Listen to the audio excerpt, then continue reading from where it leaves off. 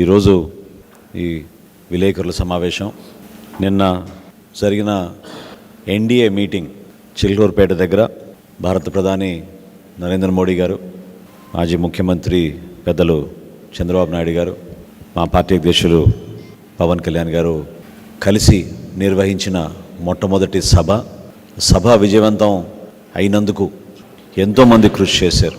ప్రతి ఒక్క జన సైనికుడికి, వీర మహిళకి, నాయకులకు, జనసేన పార్టీ నుంచి సహకరించిన ప్రతి ఒక్కరికి, తెలుగుదేశం పార్టీ నాయకులకు, కార్యకర్తలకు, అదేవిధంగా భారతీయ జనతా పార్టీ నాయకులు, కార్యకర్తలు కూడా మనస్ఫూర్తిగా జనసేన పార్టీ నుంచి మేము అభినందిస్తున్నాం, ధన్యవాదాలు తెలుపుకుంటున్నాం. అదేవిధంగా సభ సక్సెస్ అవడానికి కారణం కూడా మన పాత్రికేయ మిత్రులు, వీళ్ళు కూడా, మీరందరూ కూడా సహకరించి ఈ సభ గురించి ప్రజల్లోకి లోతుగా అవగాహన తీసుకెళ్లే విధంగా మీరు చేసిన ప్రయత్నాన్ని, మీరు సహకరించిన విధానాన్ని, మీకు నిన్న చిన్న చిన్న ఇబ్బందులు కలిగిన ఓపికతోటి మీరు సభలో ప్రతి ఒక్కరు పాల్గొనడం చాలా అభినందనీయం.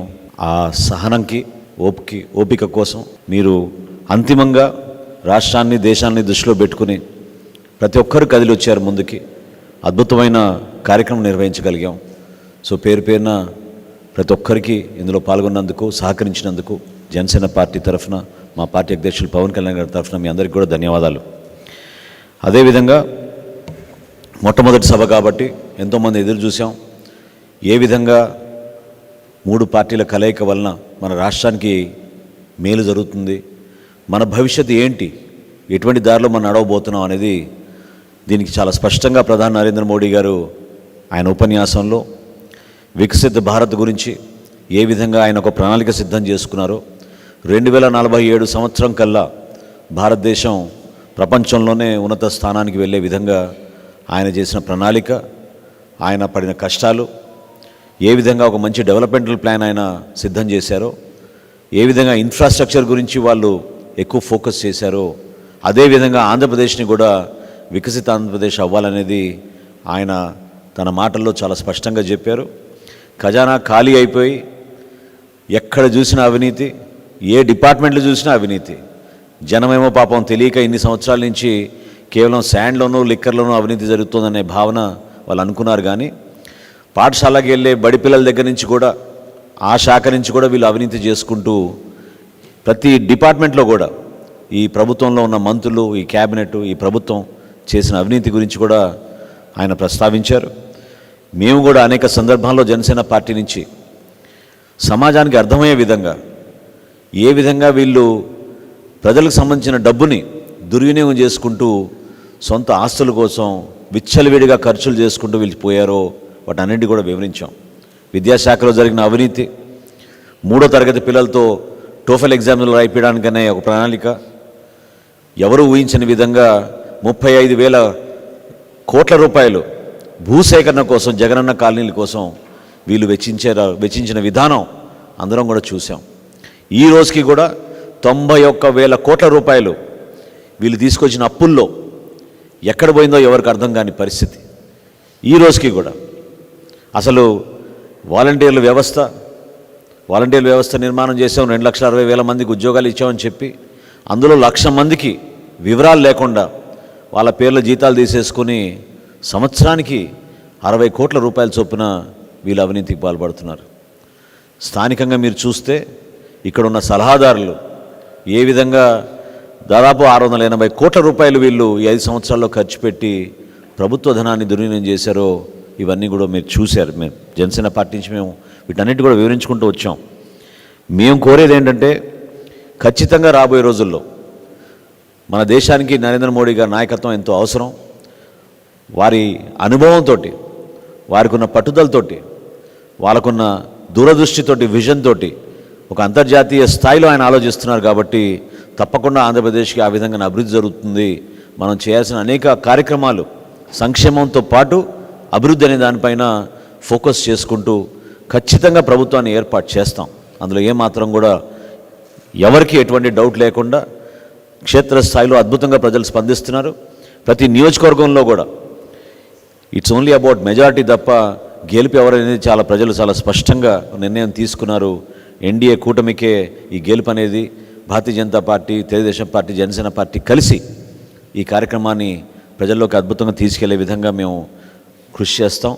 రాబోయే రోజుల్లో నిన్న మీరు చూసిన సభలో చాలా వరకు కొన్ని ఇబ్బందులు దేని వలన కలిగిందని మేము కూడా రాత్రి నుంచి విశ్లేషించుకుంటే ఇది కేవలం పోలీసుల వైఫల్యం, అందులో ఏమాత్రం డౌట్ లేదు.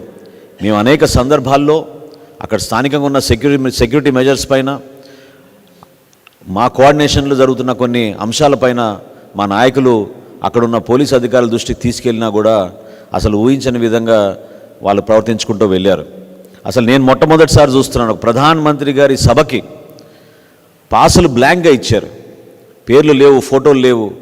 అసలు జిల్లా కలెక్టరు, ఒక జిల్లా ఎస్పీ ఏ విధంగా అట్లా సంతకాలు చేసి పాసులు ఇచ్చారనేది ఈరోజు జనసేన పార్టీ నుంచి మేము ప్రశ్నిస్తున్నాం. ఈ చాలా సీరియస్గా తీసుకోవాల్సిన అంశాలు. దేనికోసం వీళ్ళు ఈ విధంగా ఇంత రెక్లెస్గా బిహేవ్ చేశారు? ఎందుకు ప్రధానమంత్రి స్థాయి వ్యక్తి వచ్చి మనకి సభ నిర్వహించుకుంటున్నప్పుడు తీసుకోవాల్సిన జాగ్రత్తలు, ఎందుకంటే పెరిమీటర్ అంతా వీళ్ళ కంట్రోల్లో ఉంటుంది. పెరిమీటర్ మన స్థానిక పోలీసుల కంట్రోల్లో ఉన్నప్పుడు ఎందుకు ఈ విధంగా వాళ్ళు పూర్తి స్థాయిలో ఇటువంటి ఒకేషన్కి వాళ్ళు గేరప్ అవ్వలేకపోయారనేది తప్పకుండా దీనిపైన ఎంక్వైరీ జరగాలి. ఈరోజు సాయంత్రం 4 ఎలక్షన్ కమిషన్కి దీనిపైన కంప్లైంట్ ఇవ్వబోతున్నాం. తప్పకుండా ఎవరైతే అధికారులు దీంట్లో నిర్లక్ష్యంగా వ్యవహరించారో వారిపైన తప్పకుండా చర్యలు ఉంటాయి రాబోయే రోజుల్లో అనేది నాకైతే చాలా బలంగా నేను కోరుకుంటున్నాను. ఇది చాలా తప్పు. ఇది సభ మేము ఏర్పాట్లు చేసుకున్నప్పుడు ప్రధానమంత్రి గారి భద్రత విషయంలో, సభలో జరగాల్సిన సెక్యూరిటీ విషయాల్లో సరైన రీతిలో వీళ్ళు స్పందించలేనిది తప్పకుండా నేను జరిగిన సంఘటనలో అది భాగమే అని నేను మనస్ఫూర్తిగా నేను తెలుపుతున్నాను. రాబోయే రోజుల్లో ఎన్నో అవమానాలకు గురయ్యాం, అనేక సందర్భాల్లో అనుమానాలు కూడా ప్రతి ఒక్కరిలో వస్తూనే ఉన్నాయి. కానీ ఇంత దూరం ప్రయాణం చేయగలిగామంటే దీని వెనక పవన్ కళ్యాణ్ గారి కృషి ఎంతో ఉందని ఈ సందర్భంగా గుర్తు చేస్తున్నాను. ఎందుకంటే అమరావతి రైతులు ఎప్పుడైతే ఇదే హాల్లోకి వచ్చి పవన్ కళ్యాణ్ గారిని కలిసి 2020 జనవరి మాసంలో ఈ ప్రభుత్వం చేస్తున్న దాష్టికాల గురించి, వాళ్ళు మనస్ఫూర్తిగా రాష్ట్రానికి ఒక రాజధాని కావాలన్న భూములు ఇస్తే వాళ్ళని ఏ విధంగా హింసిస్తున్నారో, ఏ విధంగా వాళ్ళని అవమానపరుస్తున్నారో ఆ విషయం చెప్పినప్పుడు మొట్టమొదటిసారి జనవరి 2020 సంవత్సరంలో ఢిల్లీకి మేము ప్రయాణం చేసి ఆ రోజున్న భారతీయ జనతా పార్టీ నాయకులతో సంప్రదించి అప్పటి నుంచి కూడా ఈ పొత్తు ఎంత అవసరం, రాష్ట్రానికి మేలు జరగాలి, ప్రధానమంత్రి నరేంద్ర మోడీ గారి నాయకత్వం ద్వారా ఇటువంటి పొరపాట్లు జరగకుండా చూసుకోవాల్సిన బాధ్యత మనందరిపైన ఉందనే ఆలోచనతోటి పవన్ కళ్యాణ్ గారు ప్రతి సందర్భంలో కూడా ప్రతిపక్ష ఓటు చీలనివ్వము, ఎట్టి పరిస్థితుల్లో కూడా వైఎస్ఆర్సీపీ విముక్త ఆంధ్రప్రదేశ్ కోసం మీ అందరం కూడా పోరాడతాం అనేది దాదాపు 4 సంవత్సరాల నుంచి ఆయన చేసిన కృషి. నిన్న వేదిక పైన ప్రధానమంత్రి గారు, చంద్రబాబు నాయుడు గారు, అదేవిధంగా పవన్ కళ్యాణ్ గారు ఉపన్యాసాలు చాలా స్పష్టంగా మన అందరం కూడా చూసాం. దయచేసి రాష్ట్ర ప్రజలు కూడా నేను కోరేది ఏంటంటే, ఈ కలయిక చాలామందికి నచ్చదు. రకరకాలుగా వివిధ కోణాల నుంచి ఇబ్బంది పెట్టడానికి కోసమో, అనుమానాలు సృష్టించడం కోసమో సోషల్ మీడియా ద్వారా కావాలని చెప్పి కొన్ని విషయాలు వీళ్ళు ప్రజలకు తీసుకెళ్ళడానికి ఒక విష ప్రయత్నం చేస్తూ ఉంటారు. దాన్ని దయచేసి మీరు అందరూ కూడా పట్టించుకోవడమే కాదు, ఖండించాల్సిన అవసరం ఉంది. ఎందుకంటే ఇక్కడ పదవుల కోసమో సీట్ల కోసం కాదు ఈ పొత్తు కుదుర్చుకుంది. ఈ పొత్తు కుదుర్చుకుంది ఖచ్చితంగా మన భవిష్యత్తు కోసం, ఆంధ్రప్రదేశ్ అభివృద్ధి చెందాలి, మంచి రోజులు రావాలి మన ఆంధ్రప్రదేశ్కి అనేది చాలా స్పష్టంగా పవన్ కళ్యాణ్ గారు ఆశించిన విధంగా ముందుకెళ్తాం. ఈ యాత్ర లేకపోతే ఈ కష్టపడి చేసిన ఈ ప్రస్థానం నిన్న పవన్ కళ్యాణ్ గారు అన్న ముఖ్యమైన 3 మాటల్లో నేను చెప్పి ముగిస్తాను. అదేంటంటే, ధర్మానికి ఇది విజయం, పొత్తులకు ఇది గెలుపు, అదేవిధంగా కూటమికి ఇది పీఠం అనే ప్రధానమైన 3 అంశాల గురించి ఆయన మాట్లాడుతూ ఈ విషయం చెప్పారు.